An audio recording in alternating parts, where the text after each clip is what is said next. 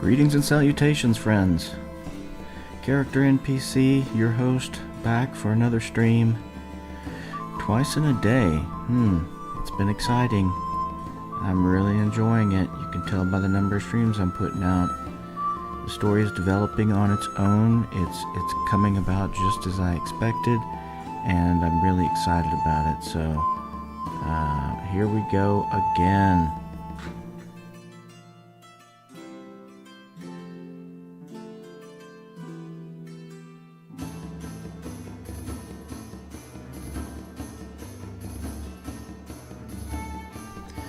The tropical storms that were going on for the past 2 days, dropping 8 inches of rain in the past 2 days. Really, it's a bog out there. Roads are still muddy. I'm going to call it a quarter movement speed per day to dry. So we've got more lost time ahead.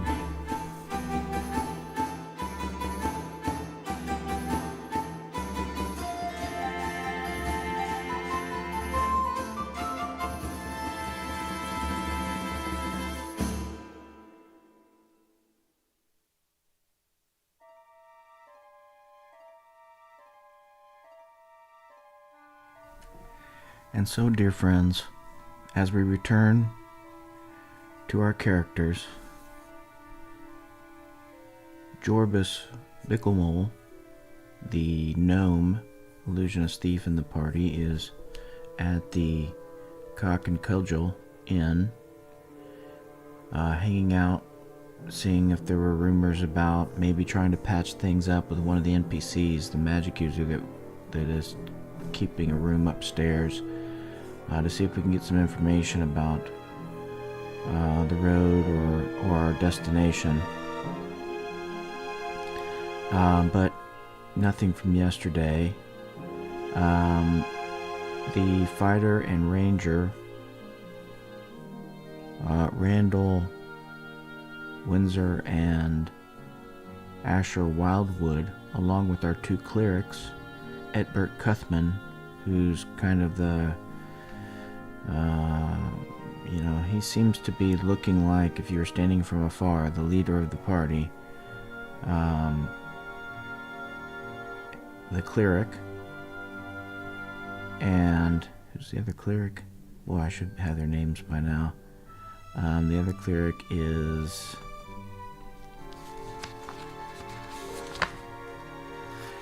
Willam Pembroke. They're all at the church up here, Church of St. Cuthbert, praying. They've been praying most of the day so far. It's late afternoon. Svaldi Mundai has been out at the tower with his mentor, Brene, fighter and the magic user, live there. And that's where we are now. Not everything has been done for the day, so that's where we're going to kind of begin, but the roads are still sluggish. The rain broke from the tropical storms. It's still cloudy skies. Not any time to actually set foot on the road, but it could happen at any moment.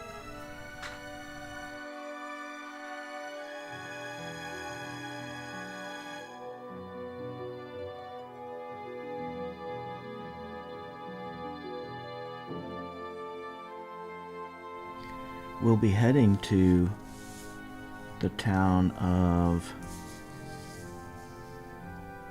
I can never remember the name of. Oh well, we'll get to that in a minute.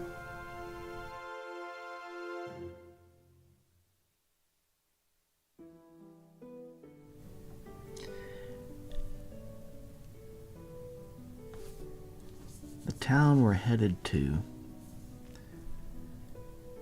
Aratar, where the golden vessel that the priests at the Church of St. Cuthbert make their holy water.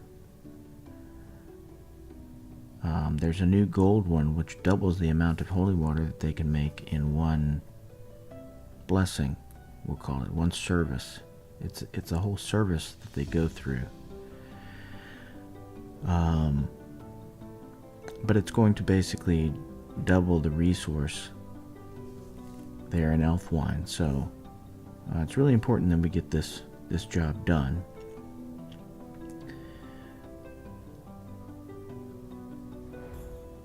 The players have kind of been sweating it out. You know, lots of people died on the road, so they're not going into this blindly. They're all worried.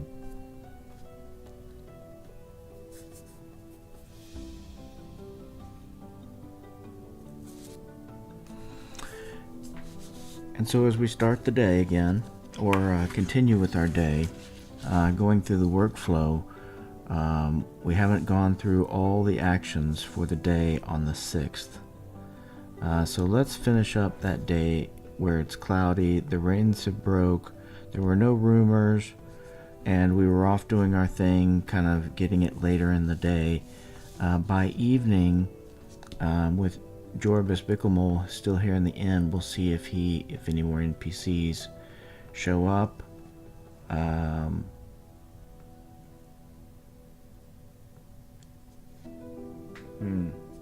Actually, we went through the rumors for the day, so that doesn't make any sense to do. But he'll be there. He's staying the night there. I think eventually the decision is, are they all going to stay where they are and then wake up and try to get on the road if the roads are good enough? And we got to roll the weather in the meantime. Who knows? It could start storming again. Or do they stay where they are? And what I'm thinking is that we're so close to being ready that Bernay suggests that the band of adventurers just come and stay in the tower here. It's the edge of town that we'll take the exit and the road from. So it makes more sense than staying over at the church. And he offers because it's free and it doesn't cost anything, like it would if we stayed at the Cock Cudgel.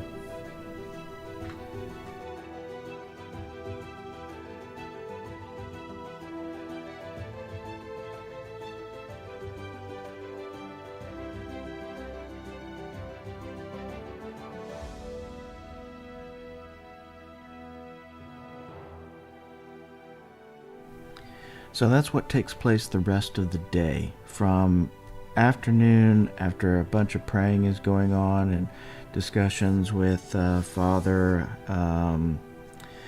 Calmert that gave us this, expedition to go get the receptacle, the golden receptacle, has gone on. Svaldi has come back and spread the word to come to the tower when you're done. And eventually, evening rolls around, and it's becoming later and later. Dusk sets in. It becomes those evening hours where the sky is pink. And discussions are held at the tower about next steps in more detail. And with that, what I want to do is take a moment to look in the Dungeon Master's Guide and talk about movement and encumbrance and what we're about to undertake here.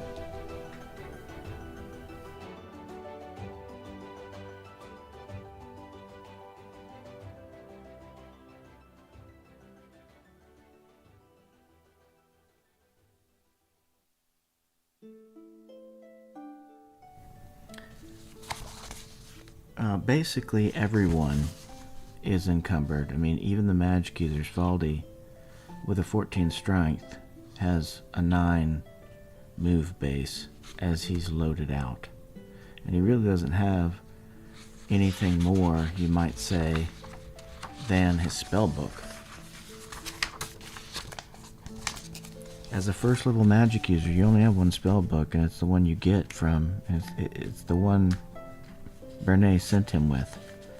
And it weighs 45 pounds. So he already starts at heavy. Then there's loaded and maximum.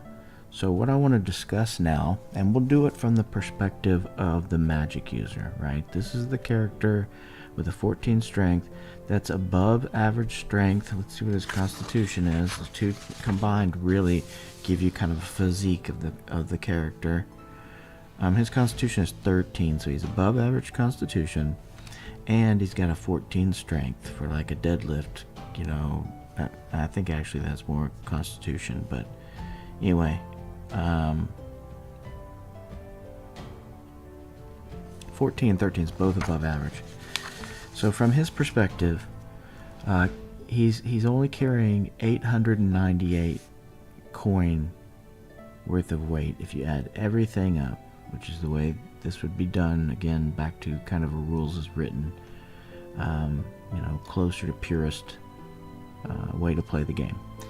And he just doesn't have a lot here. The most he's doing here is he's carrying 2 water skins, so that's adding another 5 pounds instead of 1.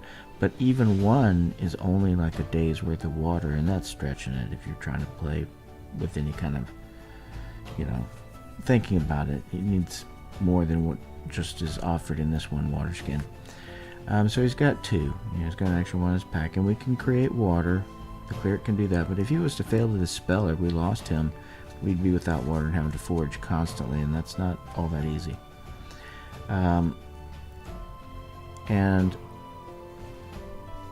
Let's see, he's got 5 daggers total, with the bandolier across his chest for 3 and then 2 on the outsides. And of course some spell components, but fortunately in first edition AD&D, that is not included in the weight. Thieves' picks and tools aren't included in their weight, and magic user components and cleric components, unless they're super cumbersome, or, you know, I can't think of anything that was outrageously.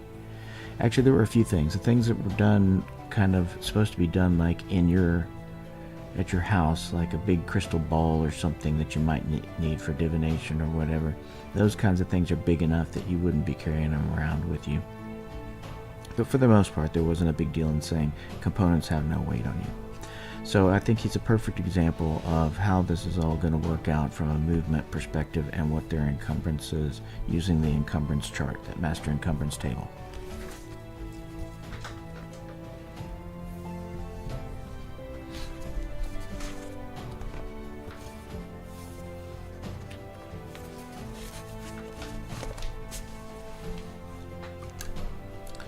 Okay, so my point here is that there's already rules for outdoor movement, as the scale of the map will differ from campaign to campaign. General movement rates are given. You can adapt them to the scale of your campaign maps accordingly. Some variations in movement rate is justifiable, but the distance shown should neither be increased or decreased substantially. Okay, so generally they're saying these are good rules to live by, but bend them if you need to, which is the essence of advanced Dungeons & Dragons at that time anyway. But let's look at what this actually means here, because what I was saying was we would be heavy under normal terrain, say would be 10 miles in a day.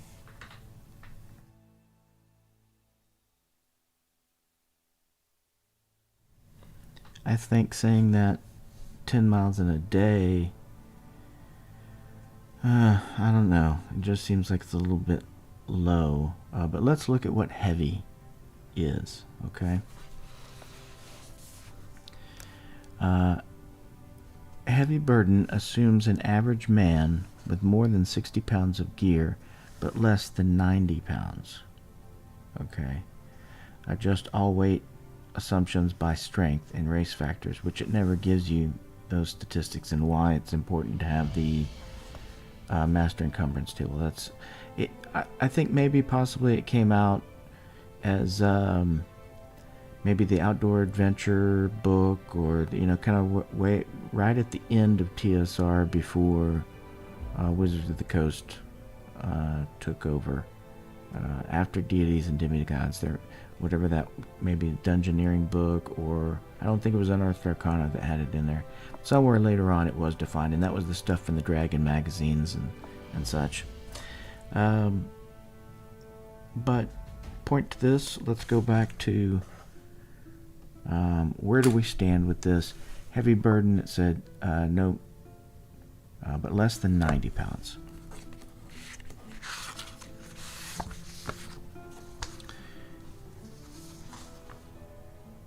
His total weight is less than 90 pounds. Okay. But that's heavy burden. More than 60. So, average burden, we're given 20 miles in a day, assumes an average man traveling with from 26 to 60 pounds of gear of all sorts, up to 60 pounds. So he just couldn't do that. He's almost 30 pounds overweight there. Couldn't do it.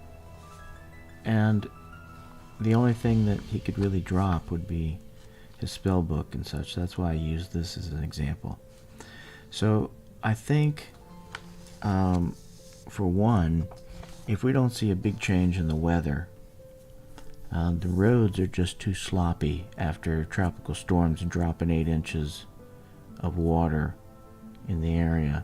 It's not the right time to take off on the road, especially under load.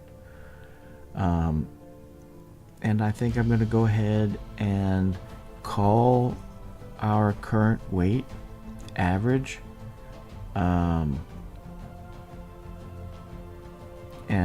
and give us closer to average. Maybe I'll say split the difference and call it 15 miles a day. I think that's what I'm going to do. Instead of 10 under our load, I'm going to call it 15. Amicable solution. Okay. And let's stick with that thought for a moment. 15 miles a day walking. While if we had mounts, it would be a lot different. I don't think we're going to have any rugged terrain here. Let's see. Let's clean this up a bit.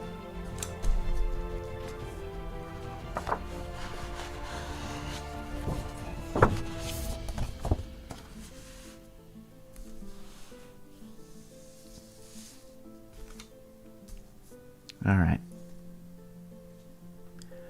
No.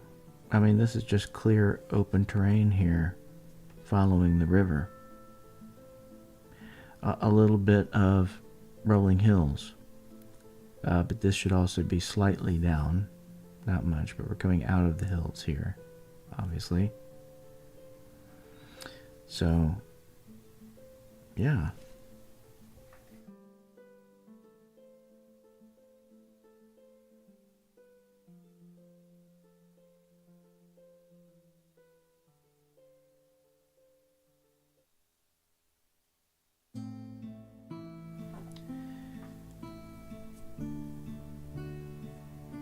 So,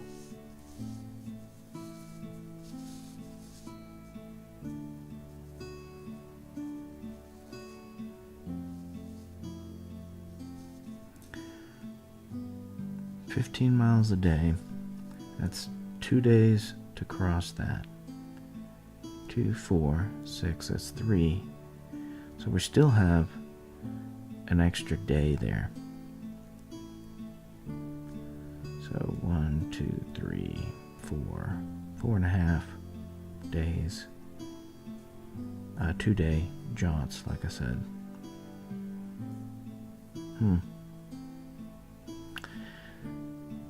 It's gonna be rough. That's a lot of encounters. But that's how I'm gonna do it. 15 miles. Done.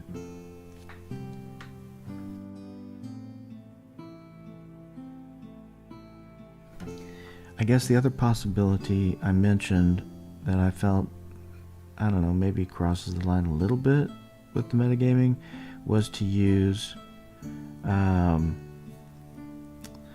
Aetbert, but the other cleric, He's the son of the teamster. Willam.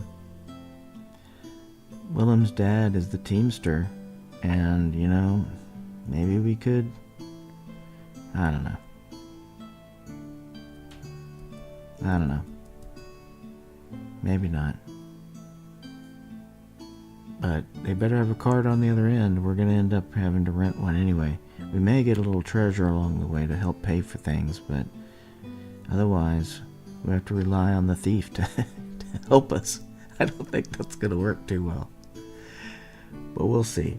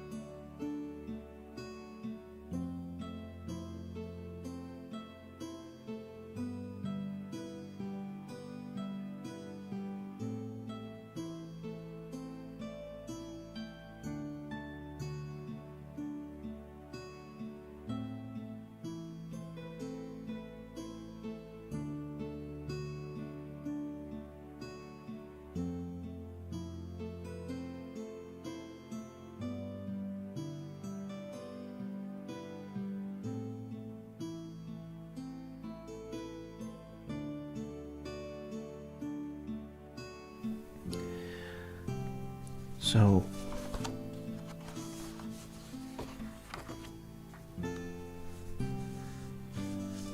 we find ourselves all sitting around in the tower.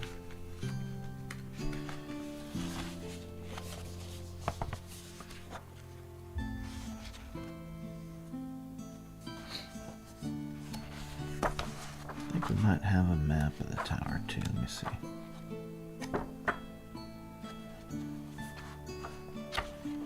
Yeah, here we go.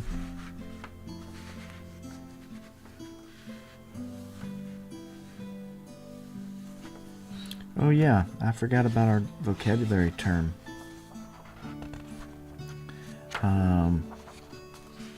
That's the trader's establishment. We haven't been there. What was the name of it? Matriculated. Turns out matriculated is the name for the area that would be the place you'd throw rocks out onto the people who were trying to get in through the door, or pour boiling water on them. That opening, whether it's a spout or it's a hole for throwing rocks over, or spikes, or whatever it is, that is matriculated. Learn something new every day. You learned it here first. Character NPC. Yes, that's right. Like and subscribe. Alright. Let's see. So we're in the tower. And the day is growing long, and again the lights kind of die down to just the fire. And we're all just sitting around discussing things. Still caught up and worried about the adventure ahead and our impending doom. I think all these characters are gonna die probably, but we'll never know unless we don't go through this. There'll be some more praying going on from the clerics, and while we're here, Rufus, the fighter, he's the highest level fighter we've ever met. He's 6th level fighter.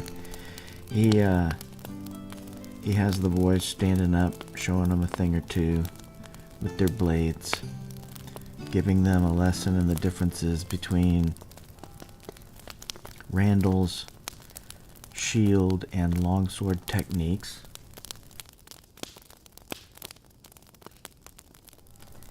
And the techniques of Asher who is using the bastard sword and no shield.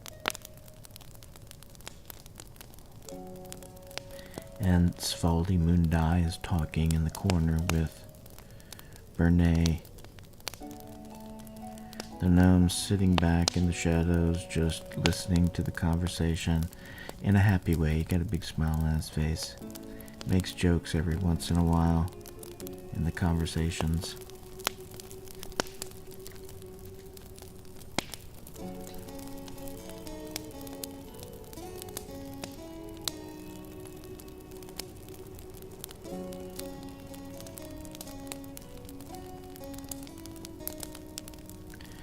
And as the day comes to a close, everyone agrees not to go to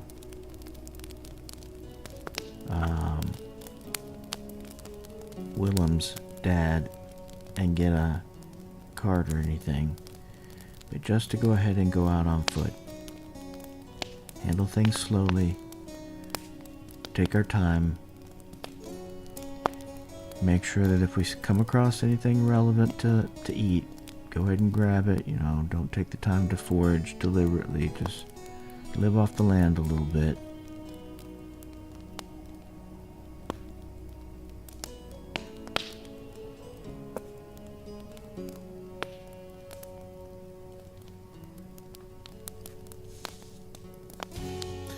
There's not a whole lot else to do action-wise, I think.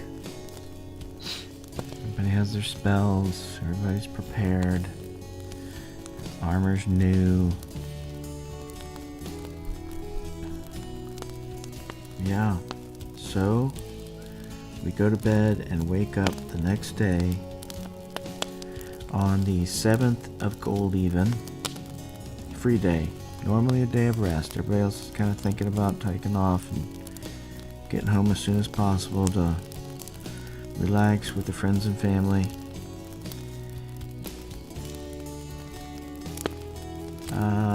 We, though, need to make sure that there's no reason to do food or water. They were hosting us. Don't need to hunt or anything. Any other record keeping? I don't think so. Still nothing else to do yet, so it's on to weather. Pray for clear skies because, oh yeah, that should be weather keeping. As far as like the ground goes, right now it's been quarter movement. So I'm gonna say if the skies stay clear, it gains a quarter movement. Quarter movement rate per day of dry skies. So let's see what happens here.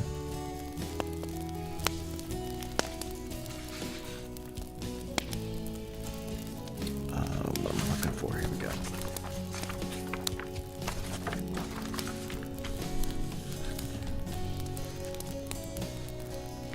There wasn't any precipitation, so we don't have anything to re-roll whether it remains or not. It's still cold even, so 42 and 8 and a 10-sider.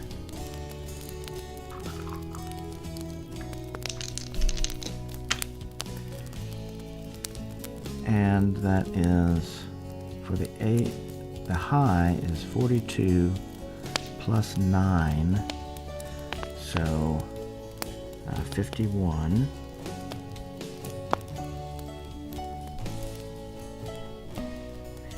And the low is the 10 plus 4, so 11, 31.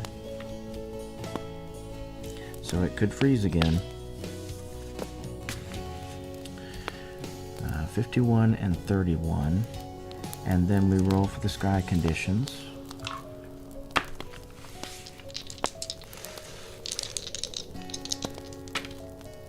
Oh. Awesome. Clear skies. Wonderful.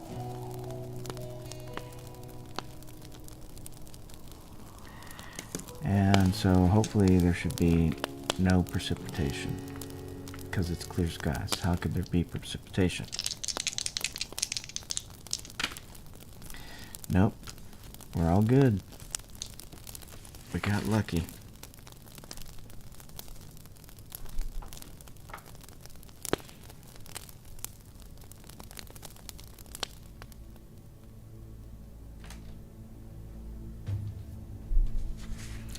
Alright, so that means we went from quarter movement yesterday, I believe it was. Let's see, where is that?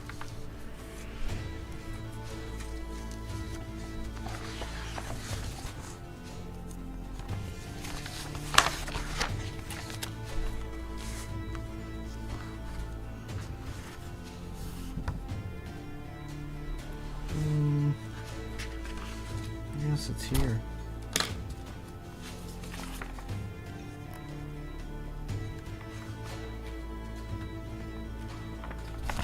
Yes.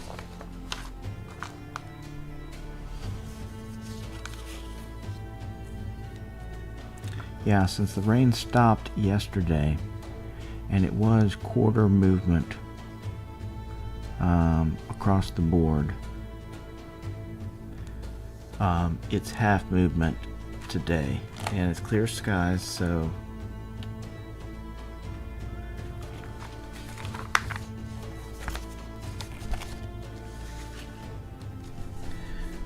as we get up and clean up after a bit of breakfast and such, you know, getting our gear together and everything, we discuss moving along the roads as muddy as they still are at half movement. You know, that's 7.5 miles a day until maybe tomorrow. We're not going to get very far.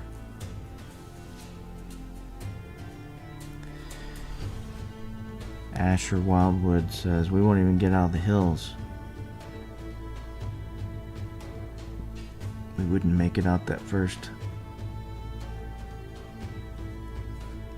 hex.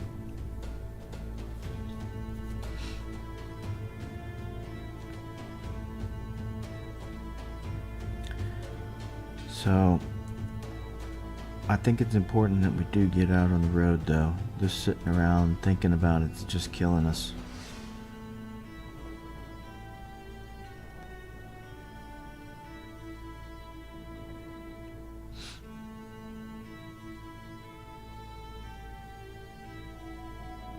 I think it's the way to go.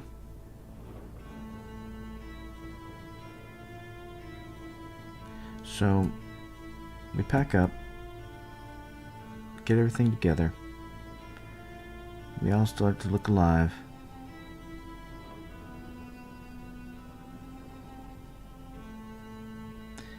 We'll have the sun at our backs.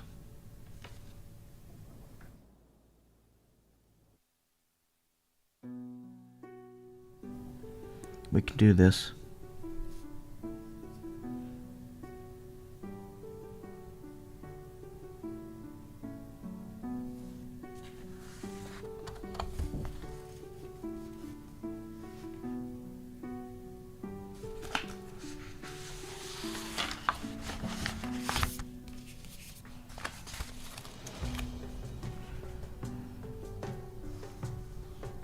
And we're going to leave the beauty of Elfwine behind.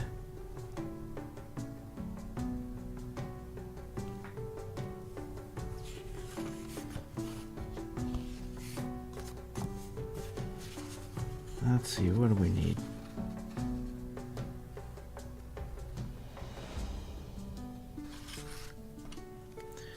There was no precipitation.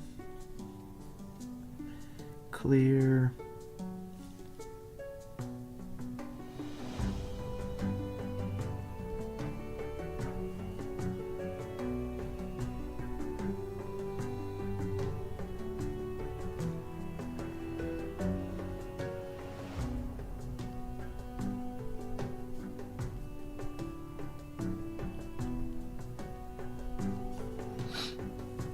Roads are half movement rate, but it feels good to be out on the road.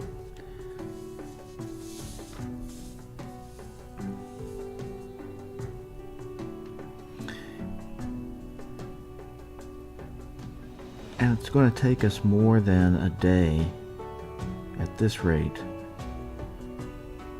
It's going to take us till tomorrow, end of day tomorrow, I'll say, when we will hit this point in the river bend where we can say we've reached the edge of this hex. Makes this map seem a lot more gigantic, doesn't it? But I swear to God, if there was flying or there was teleportation or gating and things like that, there would be. Everybody was on horseback, we'd be chewing up this map. So it will change over time. But right now, things are small.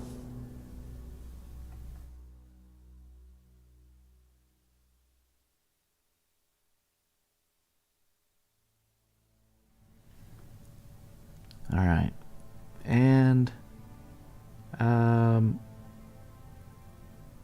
we're going to end up having, let's see,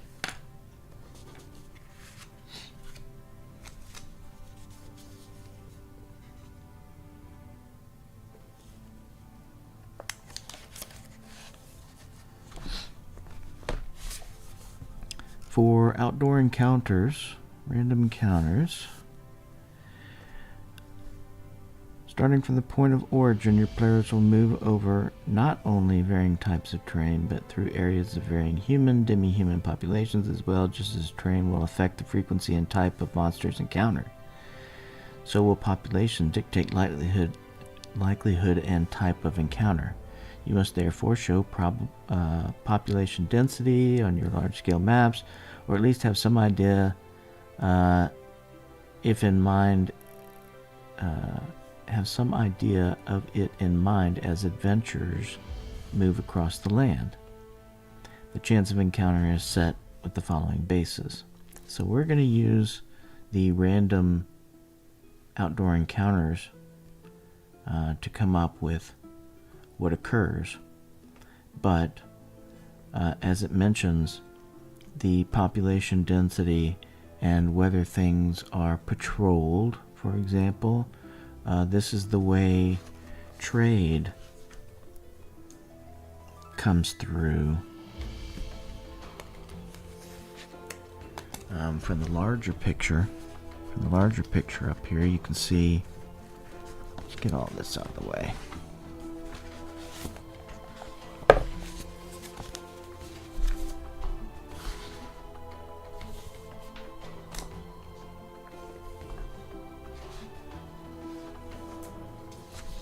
We better mark off the calendar too. Didn't do that because now it's free day, so Earth Day is done.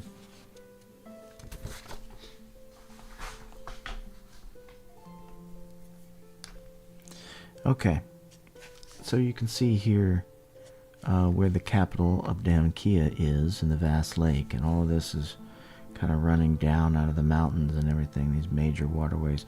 And out over here that you can't see, there's a tiny bit of coast out there. What would be next to this is the Empire, the Judges Guild, Wilderness Empire. Not the Invincible Overlord one, but the good one, the one that's actually dominant over this area would be there. But I'm not using that. I digress. I'm just giving you the history of it and stuff. So Damkina is the capital, and this is trade. All these waterways is that's trade for everybody. So it means a lot to have these waterways here, and that means there's roads and things along them, paths at the very least. So all of this here, as you can see, there's a series of towns just coming from Damkina and the vast lake. You have Taunting, and then Aratar, where we're headed, and then Elfwine, and then Tahant, with Quickstep off the beaten path and Saket off the beaten path. So there's all this going on up here. Briggsdale over here. So this is all really important, and you'll find throughout here that all of these towns and cities mainly are by waterways, all out here. Some aren't, but the majority of them are representative of areas that, water and everything is available and such. So you would often find this.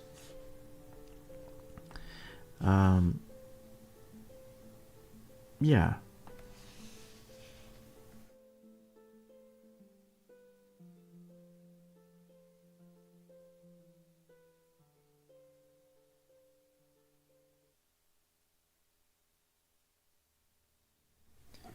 So what does that mean to us here? Well, in these travels, where we're only going to be going 15 miles a day this day, on this particular path between Elfwine and Aratar, it's both traveled irregularly in that there's not a whole lot of traffic here. It's a big drive, but this is how trade comes along, and this is how adventurers move, and this is how anything else, armies and anything else that goes on, would travel this way. So it's definitely a well-worn path. And that will influence the encounter tables, whether it's a patrolled area or in the wild or terrain types and things. And I'm going to consider this, the hills are coming out a little bit into this next hex, maybe say halfway through this next hex. But then we're kind of out of the hills, because you see this is 3 consecutive hexes that are clear terrain. So I'm just doing this from an elevation perspective, why this water is coming down here and when we leave a terrain behind.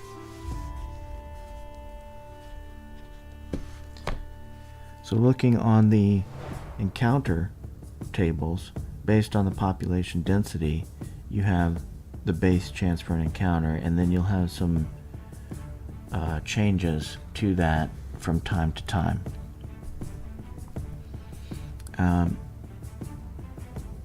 In our case, see, it's going to be moderate to sparse, but it's patrolled, so it's going to be 1 in 12, versus uninhabited wilderness is 1 in 10, and relatively dense would be 1 in 20. So as we get to a hex that has something in it, I'll change this to relatively dense, but for most of that road along the river, it's going to be moderate to sparse, but it's a patrolled area. So I think patrolled mainly offers the best description for what this part of the land is. So it'll be a 1 in 12 will be a wilderness encounter, and the frequency of encounters here is, as you can see, based on the terrain type, and it does mention hills versus scrub and plains. There is some scrub on the map way up here.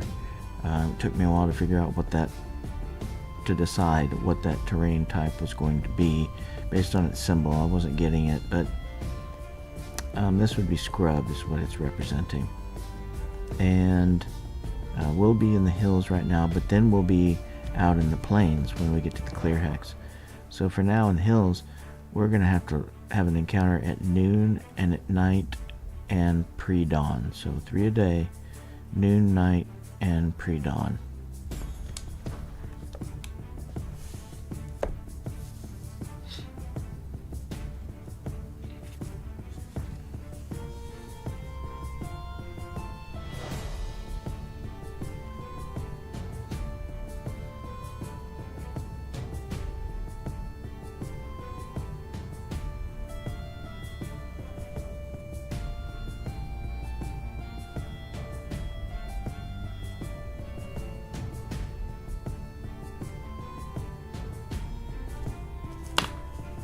I'll just write that out so we know.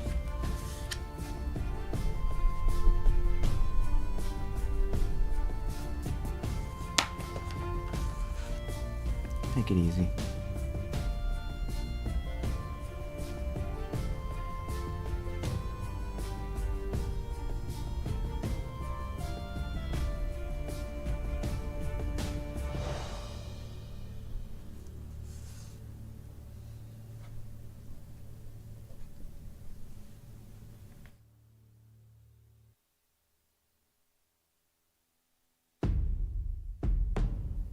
1 in 12. Alright.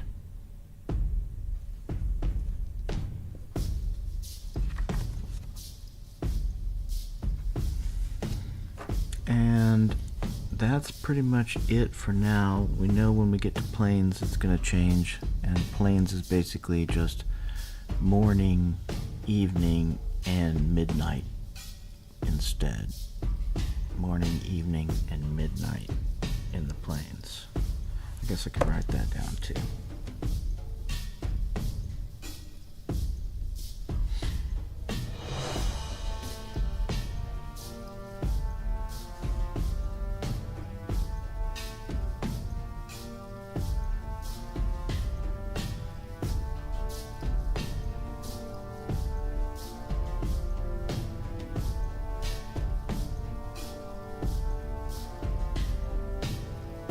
It's still going to be 1 to 12.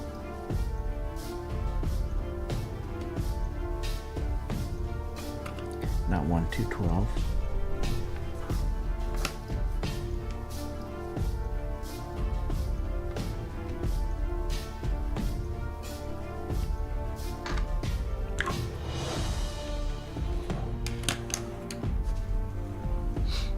All right.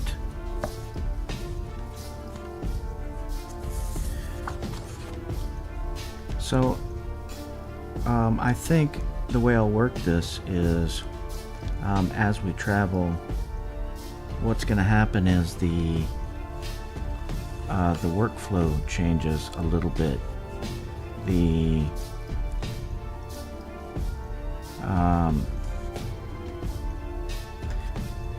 Well, I guess it's not going to really, because we still have the record keeping.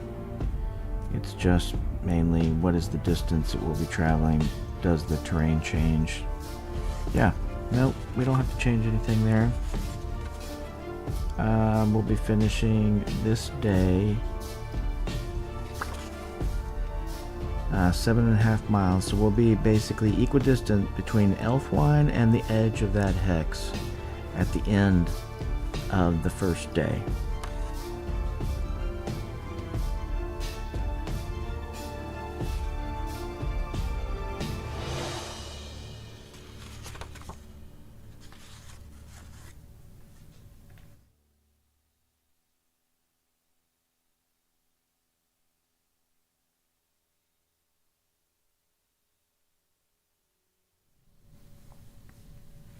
And so, as we stop at the edge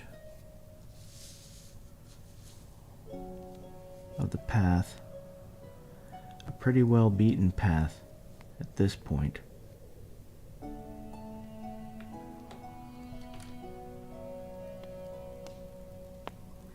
we start our fire, set up camp, tell a few jokes, start in and make jokes about how delicious the dried iron rations are versus the food at the Cock and Cudgel.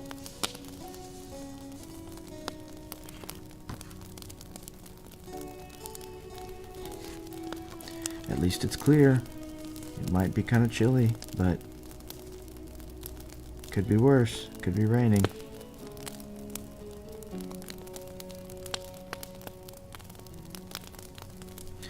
And so this is the point at which being in the hills during the night would be our first time to roll for an encounter. Actually, I'm going to say not even here. This is pretty popular. What is it for? I'm going to call it relatively dense because it's the same hex as Elfwine is in. And that is 1 in 20. So let's see if there's an encounter at night. Red is high. No, that would be a 19. Alright, so we get through the night without an encounter, but we're still within sight of Elfwine. We can see its lights off in the distance. we're happy to be out on the road, finally getting underway. So officially, our party has started out to finish this particular mission, whatever you want to call it, quest, mission. In my case, I just think of it as part of the storyline, but we've been sent off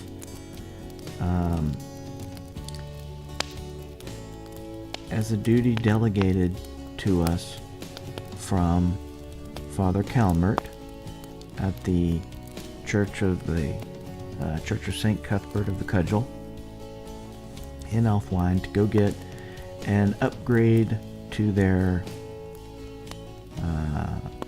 holy water receptacle, what they hold their vigils around to make their holy water. It's a golden basin, and it will offer double the amount of vials that can be created in one service, one ceremonial function that they do. I kind of think of the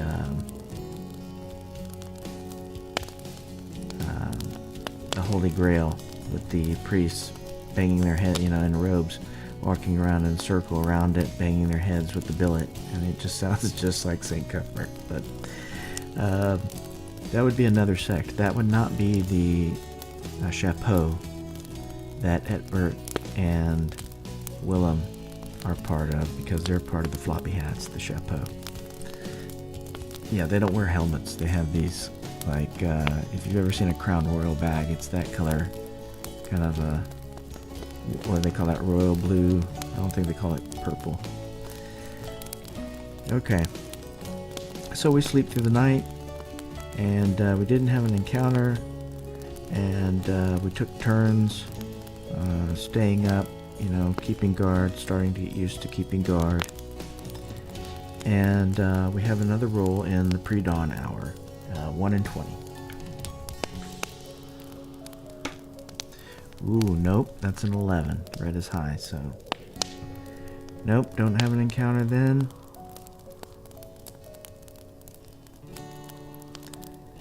Everybody starts to wake up. Get some of those dried rations out.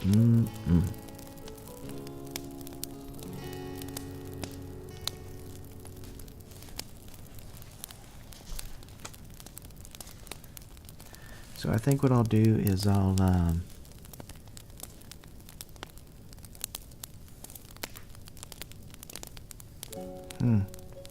I think I'll mark down rations with the day and then go back and change their sheets, because it's not something that has to be done right exactly at that moment.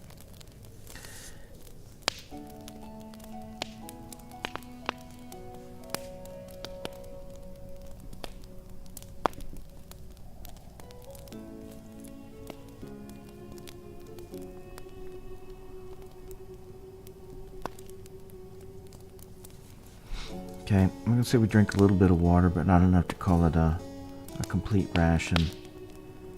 This first little bit of travel. And we get up, we're refreshed, we haven't used any spells or anything. We start to do our praying, and the fighters check their gear, strap up, make sure that the bow sinew is tight, and do all of the things that are required of a first level fighter to keep up and to get towards that next stage in his life. I'm gonna have to figure out some things to talk about there, what the fighters do. They dance around like boxers, something. Alright. So, yeah, a little practicing going on and making sure everything's good to go with their gear. And we hit the road. Jorbis Bicklemole doing a little whistling. And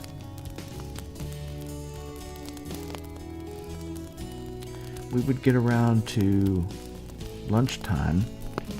Still in the hills, reaching the edge of this hex on the second day. Oh, we need to do weather. That's the important thing. Because this is going to be the 8, actually.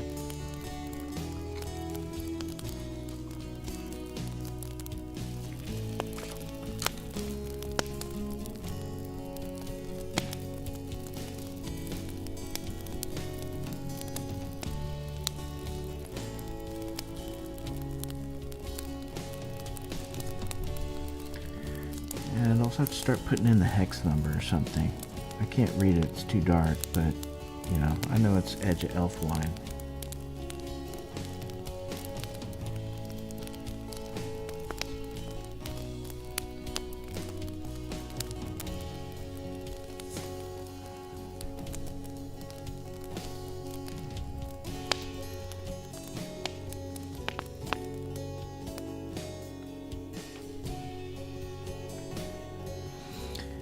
And let's see.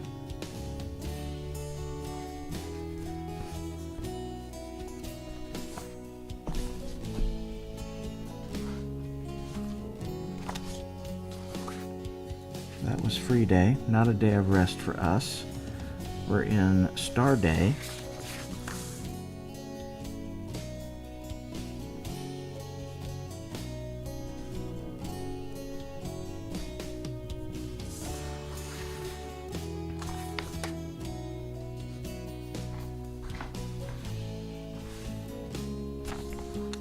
And our weather, the weather for Star Day,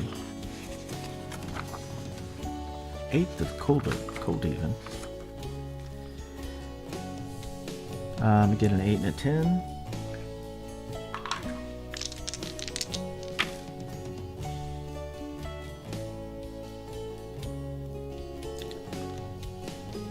Eight plus 4, 12, 30, 54. It's getting warmer. 54.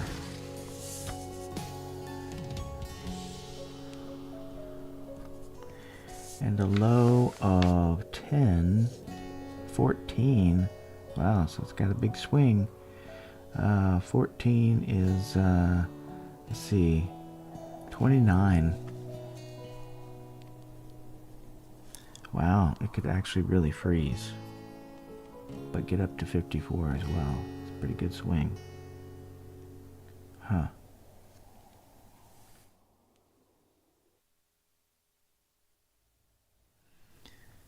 Okay.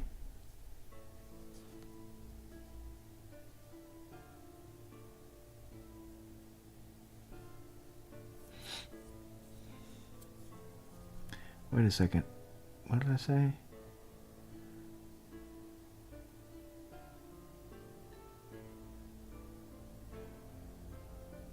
This would be 28. Yeah. Okay.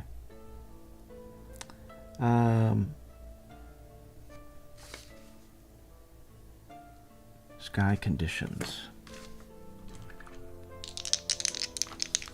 Sometimes you just have a brain fart. You're looking at stuff and you're like, okay, where were we now? Hold on. Sky conditions 82. Uh-oh. Cloudy.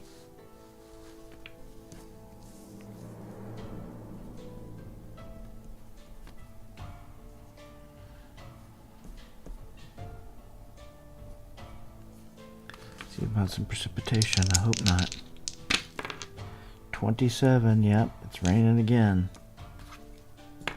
Dang it.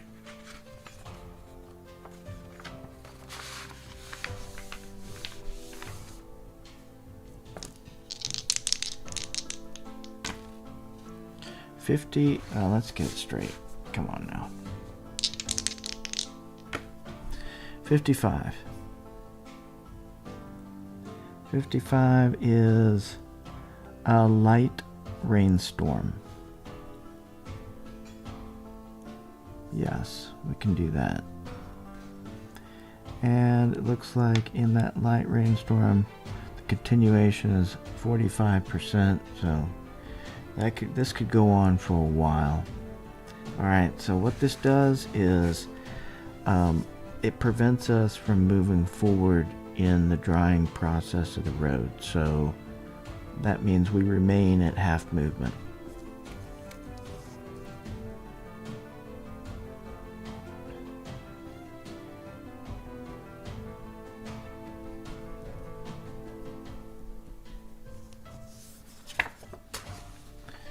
Light rainstorm.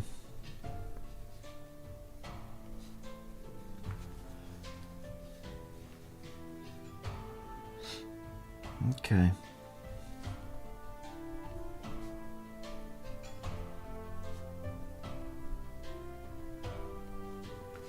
So we remain still at 7.5. Jeez.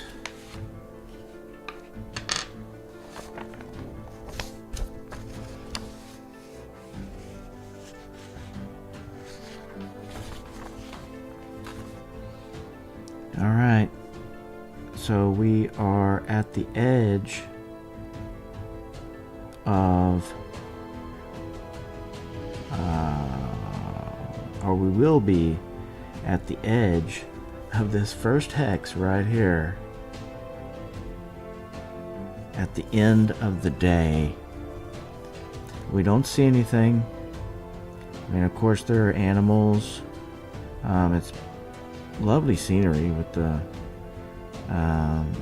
stream running by. I'm going to call this a bit more than a stream, right? For it to be documented on the map, I think we would think of it as a small river, while these are major rivers, as you can see. With this is like cavern embankment on either side. You know, could be sheer walls, could be someplace where it's more rocky, hilly on either side. But these are embankments here, and this is, you know, miles across from this 30-mile hex.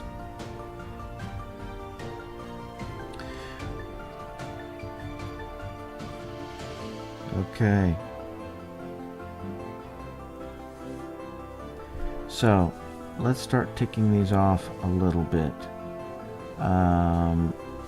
We know that we're still in the hills. We needed to do 2 more encounters before we get to the edge of this hex. And it was also 1 in 20, because it's still within the Elfwine. Nope, 17. Nope, 12. Okay, we're good. So we didn't have any encounters. We didn't see a whole lot. Didn't encounter really anything. We get to the edge of this map hex, and it's about time for us to make camp again.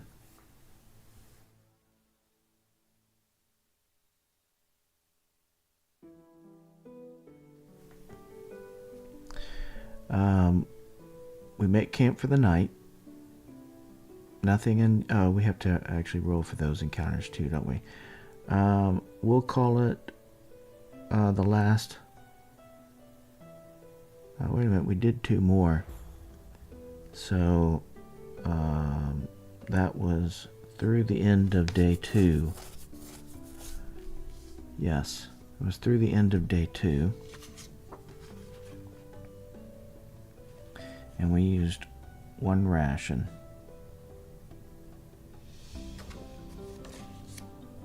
So we'll make 1 more encounter for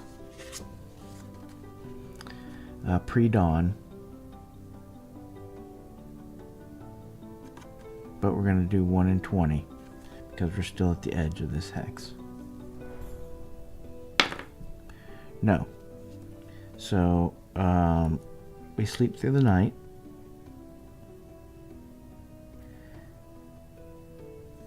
We have our rations.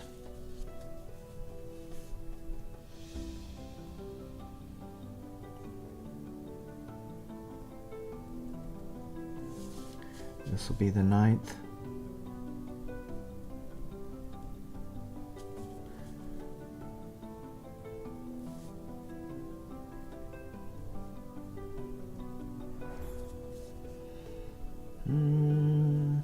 What's after Star Day?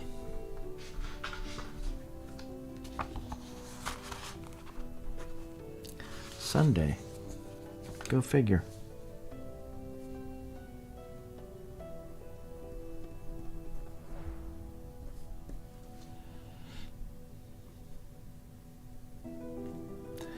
And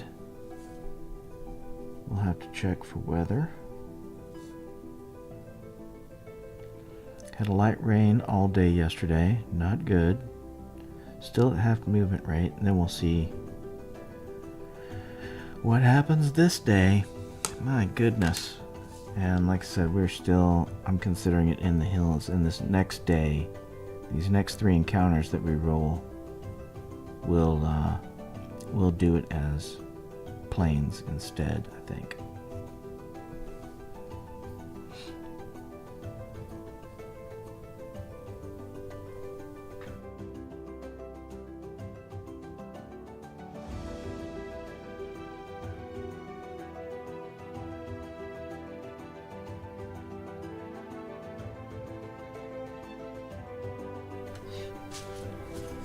Okay.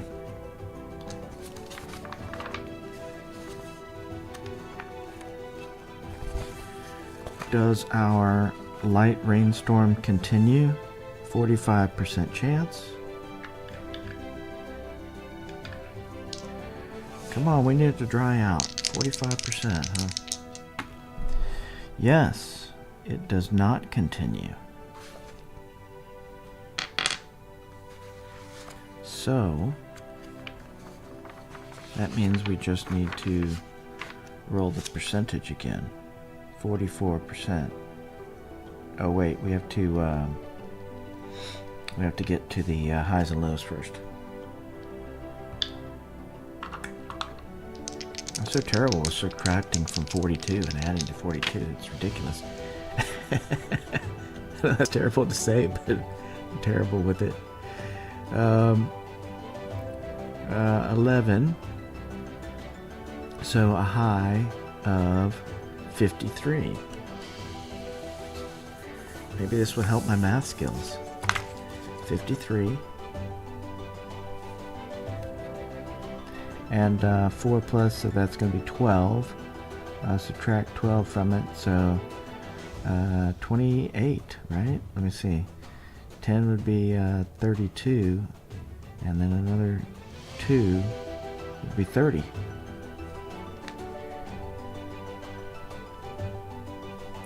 Duh.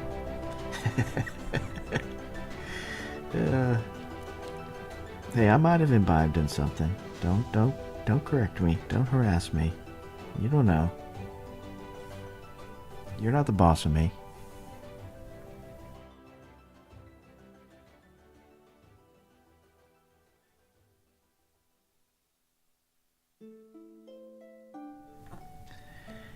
And so now let's have the cloud cover.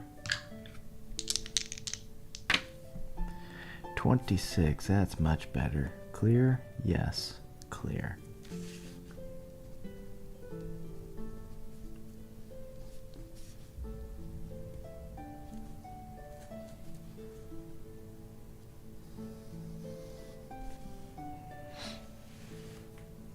And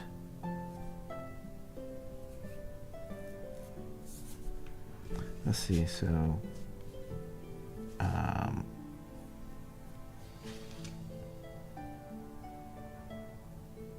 I said it was clear, right? Okay, chance of precipitation. I think I said no. Let's roll. 44%. I'll see when I watch this again. It's clear, and it does not rain. So, yay. No precipitation. Alright, so that means that movement rate is going to go up. We'll be at 3/4 movement.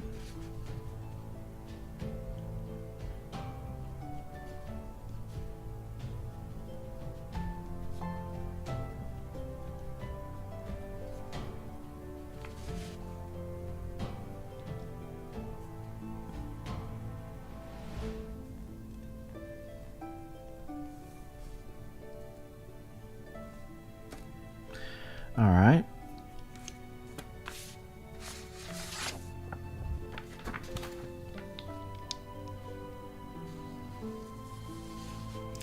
And so on the 9th of Cold Even, we are going to be basically at still, you know, still half movement. We're talking about 10 miles in this case of this 30-mile hex. So it's going to take 3 days there. So let us get started with a roll of now 12. 1 in D12. I think that's what I said. Where did I put that? Yes. 1 in 12, and we're going to do this in the plains morning, evening, and midnight. Oh, and we had another ration for yesterday. Ration and water.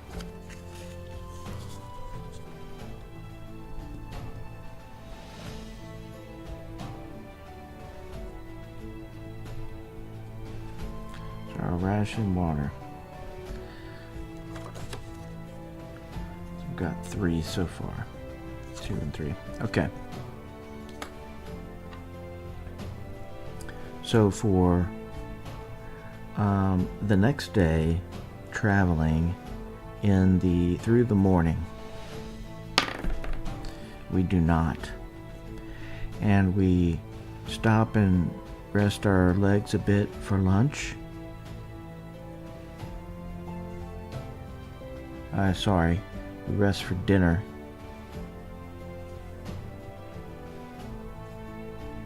Start to make camp.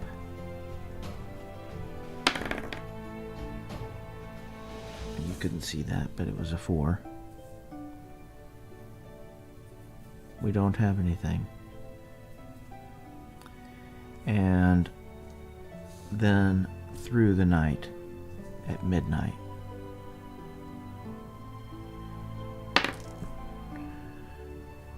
One. There it is. It happened. On day 3 of our travels at midnight. And this is where I'm going to leave it.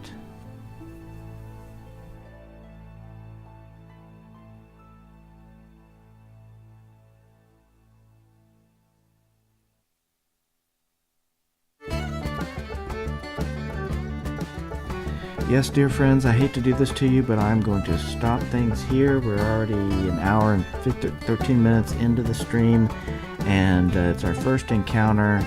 I'm going to go ahead and tally up the 2 rations and the water and take them off of our sheets. Count the number of days in. I'm going to put together another card that's basically going to have our total travel time in it, so we'll know rations, everything, just at an easy glance.